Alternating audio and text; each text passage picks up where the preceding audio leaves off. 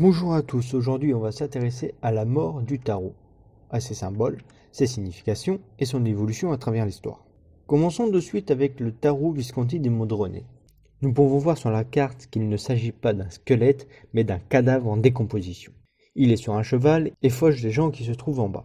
Les significations sont la mort et aussi de savoir profiter de la vie. Passons maintenant au tarot dit de Marseille. Nous avons encore une fois à gauche un cadavre en décomposition, ce n'est pas encore tout à fait un squelette, et à droite un squelette. La différence également entre les deux se trouve dans ce qu'ils fauchent. Au pied de l'un se trouvent des têtes faites de chair tandis que de l'autre se trouvent des ossements. Bref, on peut vite s'apercevoir que le mythe de la faucheuse, toujours représenté par un squelette, est jusqu'à maintenant contredite par l'imagerie. Les significations sont la fin d'un cycle, le renouveau ou encore une transformation.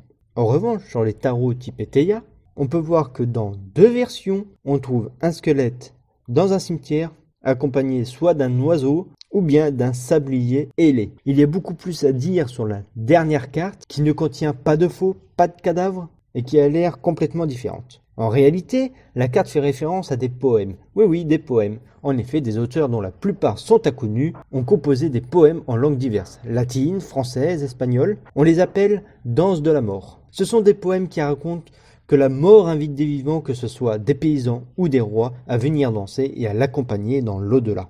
Passons tout de suite au tarot type Rider-Waite. On peut d'ores et déjà voir sans trop de difficulté qu'il y a énormément plus de symboles sur la carte. Déjà, nous avons un étendard avec une rose blanche. En face de la mort se trouvent 3 personnes. On voit un enfant, un adolescent et un adulte. Je tiens à capter votre attention sur un détail qui n'est pas facile à voir, mais qui est pourtant là. En dessous du cheval du tarot original se trouve un fleuve avec un bateau. L'aviez-vous déjà remarqué? Les significations sont l'évolution, l'acceptation ou encore la fin.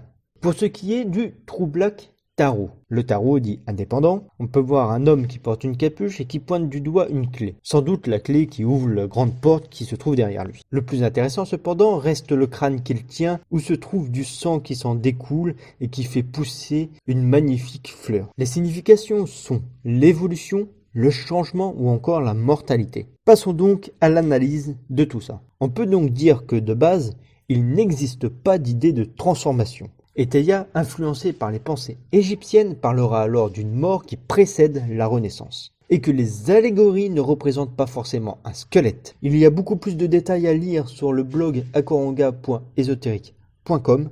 N'hésitez donc pas à y faire un tour, et moi je vous dis à bientôt.